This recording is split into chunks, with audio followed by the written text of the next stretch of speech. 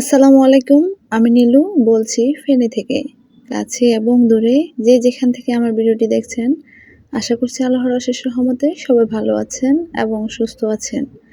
আমি আলহামদুলিল্লাহ ভালো আছি। অনেকদিন পর একটা ব্লগ নিয়ে চলে আসলাম। আসলে খুব ব্যস্ততার মধ্য দিয়ে গিয়েছি, তো সেই জন্য কোনো ভিডিও ছাড়া হয়নি। তো আলহামদুলিল্লাহ এখন থেকে রীতিমতো ভিডিও দেওয়া হবে। রীতিমতো না দিলে একদিন পর একদিন ভিডিও ছাড়া হবে ইনশাল্লাহ। তো খুব ব্যস্ততার মধ্যে সময়টা পার করেছি আর কি। আর শরীরটাও তেমন একটা ভালো ছিল না, ওই কারণে আর ইচ্ছে হচ্ছিল না ভিডিও দেওয়ার জন্য। কথা বলতে বলতে আমি ডিমগুলোকে ক্লিন করে নিয়েছিলাম রাত্রে, তো সকালবেলা এগুলো ফ্রিজের মধ্যে রেখে দিচ্ছি।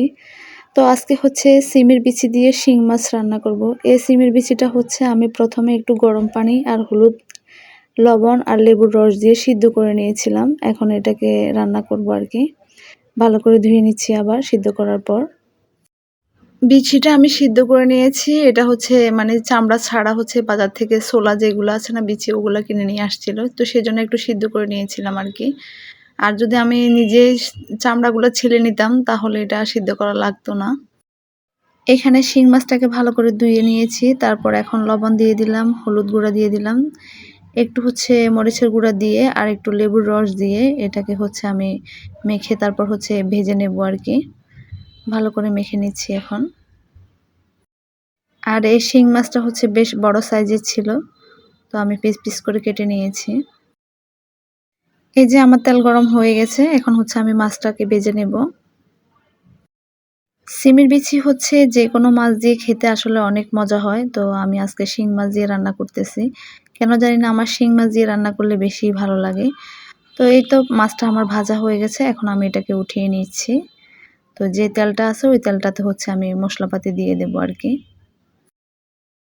প্রথমে আমি পেঁয়াজ কুচি দিয়েছি, কাঁচামরিচ কুচি, টমেটো কুচি আর রসুন বাটা দিয়ে এটাকে ভালো করে কষে নিলাম। তারপর কিছুক্ষণ কষানোর পর এখানে শুকনো মশলাগুলো দিয়ে দিচ্ছি। এখানে লবণ দিলাম প্রথমে, হলুদ গুঁড়া, মরিচ গুঁড়া আর জিরা ধনিয়া গুঁড়া দিয়ে ভালো করে এটাকে নেড়ে ছেড়ে একটু গরম পানি দিয়ে দিচ্ছি। গরম পানি দিয়ে এই মশলাটাকে আবারও ভালো করে কষিয়ে নিলাম। এই যে নেওয়ার পর এখন আমি সিমের বিচিগুলো দিয়ে দিচ্ছি। আচ্ছা, যারা এখনো আমার চ্যানেলটি সাবস্ক্রাইব করেননি প্লিজ আমার চ্যানেলটি সাবস্ক্রাইব করে দেবেন। আর যারা এখনো একটা লাইক দিতে ভুলে গেছেন, একটা লাইক দিয়ে দেবেন আর সুন্দর একটা কমেন্ট করবেন। আর যারা ফেসবুক থেকে আমার ভিডিওটি দেখতেছেন, তো তারা আমার ফেসবুক পেজটা ফলো দিয়ে দেবেন আর লাইক কমেন্ট শেয়ার করবেন। যারা এই কাজগুলো অলরেডি করে ফেলেছেন তাদেরকে অসংখ্য ধন্যবাদ। এখানে একটু আমি স্বাদে ম্যাজিক মশলা দিয়ে দিয়েছি যাতে টেস্টটা একটু বেশি হয়, সেই জন্য আর কিছুক্ষণ কষানোর পর এই যে এখন আমি মাছগুলো দিয়ে দিচ্ছি। মাছগুলো দিয়ে আরও কিছুক্ষণ ভালো করে এটাকে ঢাকনা দিয়ে ঢেকে রাখবো।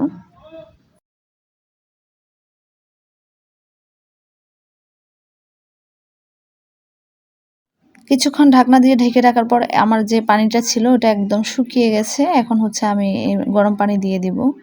তো এইভাবে সিমের বিচি রান্না করলে সত্যি অনেক বেশি মজা হয়। আমি পানিটা পরিমাণ মতো দেব যাতে বিচিটা একদম গলে না যায়। তো সেজন্য আমি একটু মেপে মেপে পানি দিয়ে দিচ্ছি। তো এটাকে ঢাকনা দিয়ে এখন ঢেকে দেব, এটা আস্তে আস্তে সিদ্ধ হোক।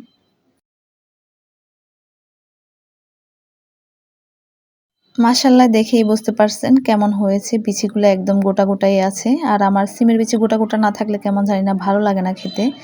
লাস্টে আমি ধনিয়া পাতা দিয়ে দিলাম। তো এটা সন্ধ্যার সময়কার ভিডিও, আর ভিডিও করা হয়নি। আমি যেহেতু কয়েকদিন ভিডিও ছাড়ি না, এটা আরও কয়েকদিন আগের ভিডিও আর কি। তো এখানে আমার আপুর মেয়ের শ্বশুর বাড়ি থেকে পিঠা পাঠানো হয়েছে, মানে আমার ভাগ্নির শ্বশুর বাড়ি থেকে। সত্যি যুগ পাল্টে গেছে।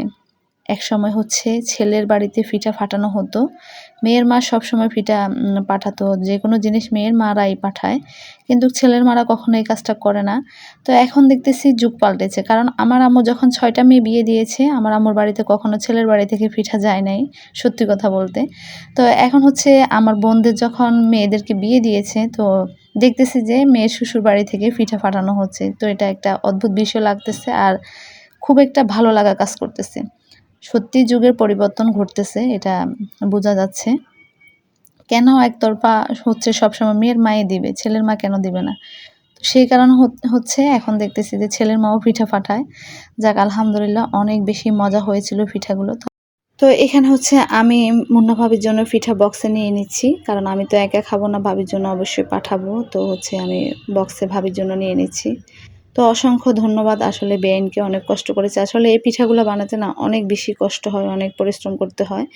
তো ২-১ জন হচ্ছে বানানো সম্ভব না, অনেকজন মিলে একসাথে বানাতে হয় আরকি। ভিডিওটা এই পর্যন্ত। আল্লাহ হাফেজ। আসসালামু আলাইকুম।